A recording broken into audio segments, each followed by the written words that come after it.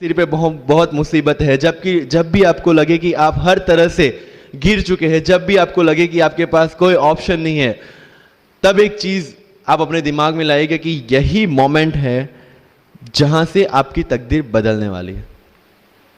क्योंकि डायमंड जो होता है वो जितना ज्यादा घिसता है उतनी ज्यादा उसकी वैल्यू होती है। सोना जो होता है वो जितना ज्यादा तपता है उतनी उसकी वैल्यू होती है। अगर आप जिंदगी में तप रहे हैं, अगर आप जिंदगी में घिस रहे हैं, अगर आपको लग रहा है कि आप हर तरह से मुसीबतों में गिरे हुए हैं, तभी आपकी जो वैल्यू है वो बढ़ने वाली है।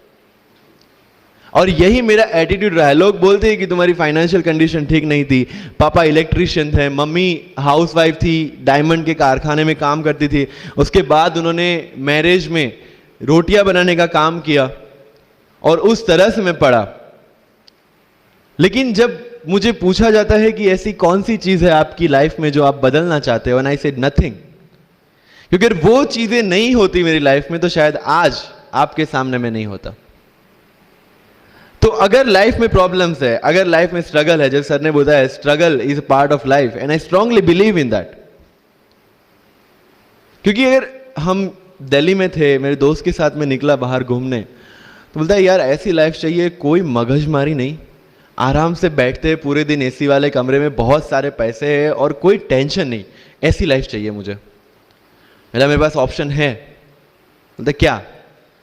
बोला देख सामने एटीएम का रूम दिख रहा है, एसी वाला कमरा है, बहुत सारे पैसे, कोई मगजमारी नहीं, जॉब ले ले।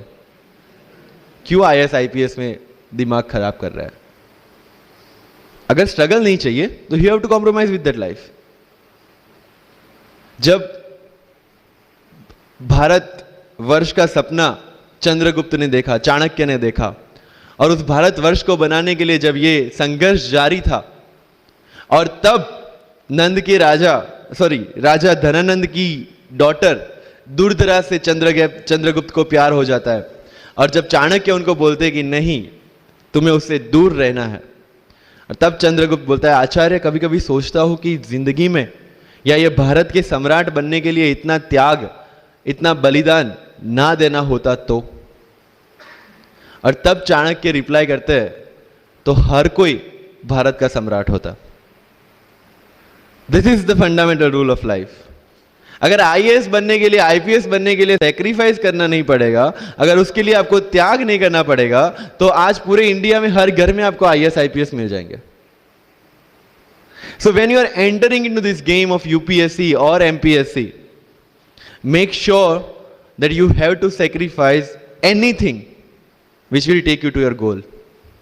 लेकिन प्रॉब्लम यह है कि हमें टेंशन होती है यार, दोस्त की एंगेजमेंट है, उसकी बर्थडे पार्टी है, उसकी शादी है, अटेंड नहीं करूंगा तो बोलेगा मैं तेरी शादी में नहीं आऊंगा, एंड ऑल। लेकिन बिलीव मी, जब आप आईएएस बन जाओगे, वो सामने से याद दिलाएगा भाई इनविटेशन कार्ड नहीं भेजा तूने। समझ रहे हो? तो जो कुछ भी इसके लिए सेक्रीफाइस कर रहे हो, वो जब आप उस पोस्ट पे पहुंचोगे, सब कुछ वर्थ है, सब कुछ। मेरा इंटरव्यू था यूपीएससी का, मुझे एग्जैक्ट डेट याद है, 23 मार्च को मेरा इंटरव्यू था। 20 फरवरी को मुझे हॉस्पिटल में एडमिट किया गया क्योंकि मुझे इन्फेक्शन हो गया था बॉडी में, एंड बहुत हाई फीवर था, तो आईवी के अलावा कोई ऑप्शन नहीं था।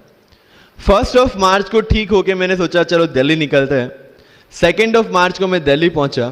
3 मार्च को वापस से टॉन्सिलाइटिस का अटैक होने की वजह से फ्लाइट लेके वापस से पालनपुर, अहमदाबाद, अगेन हॉस्पिटलाइजेशन। 15 मार्च को I got relieved from the hospital. 16 मार्च को मैं दिल्ली पहुंचा, और 23 मार्च को I gave my UPSC interview.